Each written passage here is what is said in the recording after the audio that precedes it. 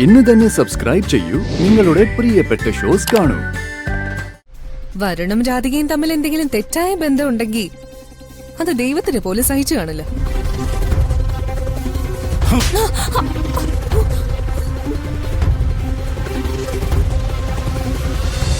Cinema shooting നടത്തുന്ന സ്ഥലത്തു നിന്ന് അവള് വഴിതെറ്റിപ്പോയെന്നല്ല വിളിച്ചു പറഞ്ഞത്.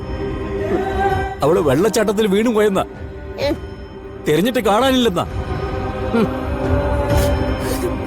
അതുപോലും ആഘോഷിക്കുന്ന ഈ മനസ്സുണ്ടല്ലോ, അതിനോട് എനിക്ക് വെറുപ്പാ തോന്നുന്നു. എന്റെ മോളെ കുറിച്ച് ഇനി അനാവശ്യമായൊരു വാക്ക് അമ്മയുടെ നാവെന്ന് വന്നാ ഞാൻ പിന്നെ അമ്മ എന്നുള്ള സ്ഥാനം അങ്ങ് മറന്നേക്കും. അമ്മ ചെല്ല്, എവിടെയെങ്കിലും ഇരുന്ന് അമ്മയുടെ ശത്രു ഇല്ലാതായതിനെ കുറിച്ച് സന്തോഷിക്കും. എന്റെ മുന്നിൽ നിന്ന് പോ അമ്മേ.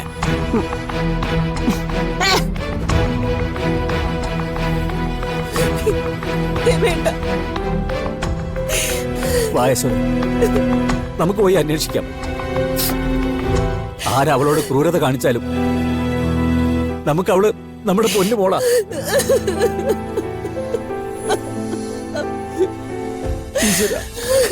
ഭഗവാനെ, എന്റെ മോള്.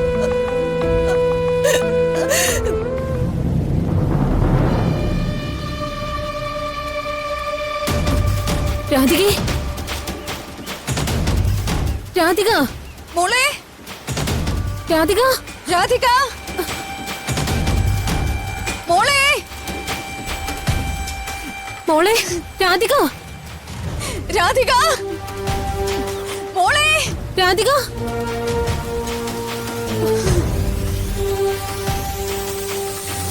മോളെ, രാധിക, മോളെ, മോളെ,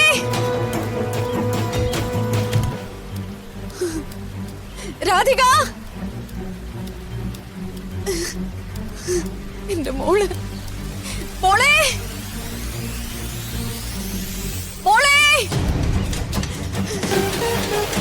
മോളെ. ശ്യാമ,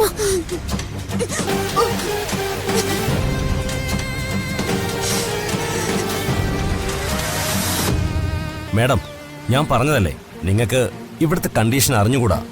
വേഗം തിരിച്ചു പോകാൻ നോക്ക്. ഞാൻ പോയില്ല സാർ. രാധിക മോളെ കണ്ടെത്താതെ ഞാൻ തിരിച്ചു പോകുന്ന പ്രശ്നമില്ല. അതിനെ സാർ എന്നെ നിർബന്ധിക്കൊന്നും വേണ്ട.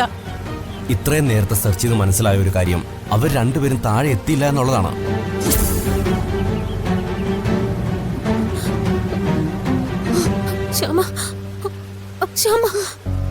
പിന്നെ അറിയില്ല, ഇതുവരെ മുകളിൽ നിന്ന് വീണവരാരും ജീവനോടെ രക്ഷപ്പെട്ടിട്ടില്ല.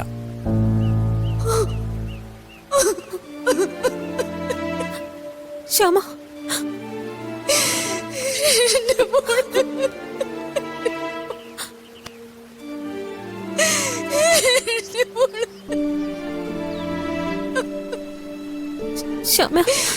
ഞാൻ ഈ മോമൂടിയൊക്കെ മാറ്റാൻ പോവാ.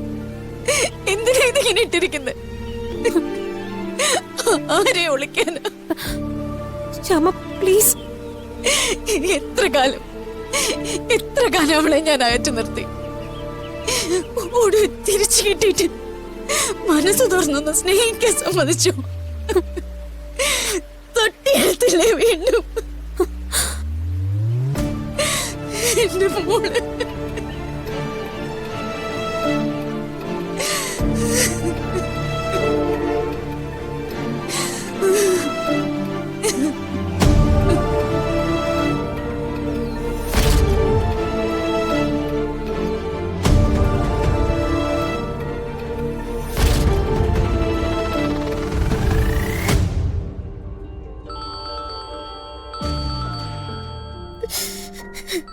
എടുക്കണ്ട.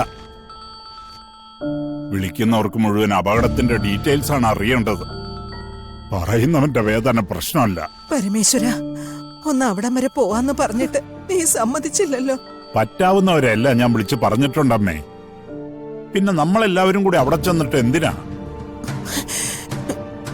അവിടെ ചെന്ന് നിന്നാൽ ഇതിലും വലിയ നീറ്റലായിരിക്കില്ലേ? അവിടെ നിന്ന് ആരൊക്കെ തിരിച്ചു വരുമെന്ന് വല്ല ഉറപ്പുണ്ടോ അമ്മയ്ക്ക്? വേണ്ടമ്മേ, പോണ്ട. അവിടെ ചെന്നാലും ദൈവത്തോട് പ്രാർത്ഥിക്കാനല്ലേ പറ്റുള്ളൂ.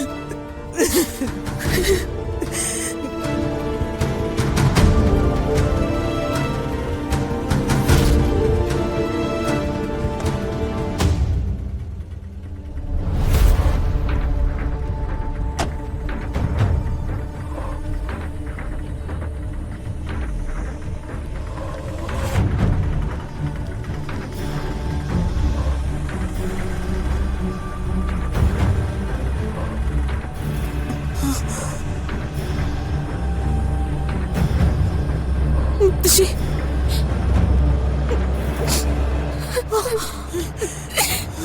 മുത്തശ്ശി, എന്താ മോളെ, അവരൊക്കെ എന്താ പറഞ്ഞേ? അവരൊക്കെ ഓരോന്നും പറഞ്ഞ് പേടിപ്പിക്കാം മുത്തശ്ശി. താഴെ പോയ ആരും ജീവനോട് കിട്ടിയിട്ടില്ല, താഴെ കൊടും കാടാണെന്നൊക്കെ കേട്ടിട്ട് സഹിക്കാനാവാതെ ഞാൻ ഇങ്ങോട്ട് ഓടിപ്പോന്നു.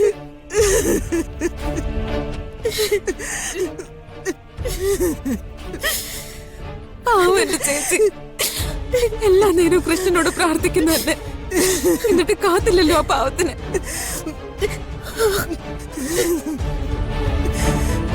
പാപം ചെയ്തിട്ടുണ്ടോന്ന് ആർക്കറിയാം? കൽപ്പന മിണ്ടാതിരിക്കും. ഒരു ദുരന്തം ഉണ്ടായി എന്നത് സത്യോ? എല്ലാവരെയും പോലെ അവര് തിരിച്ചു വരണമെന്ന് ഞാനും ആഗ്രഹിക്കുന്നുണ്ട്. പക്ഷേ പറയേണ്ടത് പറയേണ്ട സമയത്ത് തന്നെ പറയണമല്ലോ. അല്ല, അവിടെ അത്ര ആൾക്കാരുണ്ടായിരുന്നല്ലോ, എന്നിട്ടെന്താ വരുൺ മാത്രം എടുത്തു ചാടിയത്?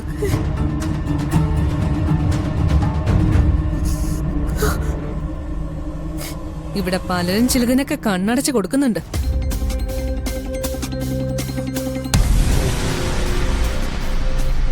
വരുണും രാധികയും തമ്മിൽ എന്തെങ്കിലും തെറ്റായ ബന്ധം ഉണ്ടെങ്കിൽ അത് ദൈവത്തിന് പോലും സഹിച്ചു കാണില്ല.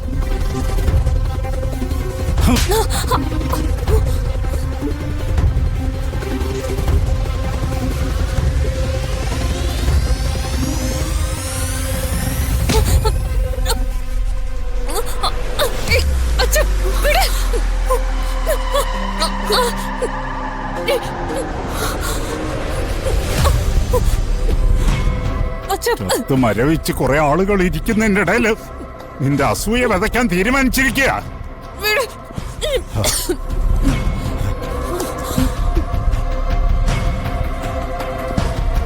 നീ പറഞ്ഞല്ലോ ദുരന്തം സംഭവിച്ചുവെന്ന്. അതങ്ങനെ ആയിരിക്കല്ലേ എന്ന പ്രാർത്ഥനയോടെ കാത്തിരിക്കുക ഞങ്ങള്. നിനക്ക് നിന്നെ എതിർക്കുന്ന ഭർത്താവിന്റെ അനിയൻ പോയി എന്നുള്ള സന്തോഷം ഉള്ളില്. പക്ഷേ ഞങ്ങൾക്ക് ഞങ്ങളുടെ പ്രിയപ്പെട്ട മോന.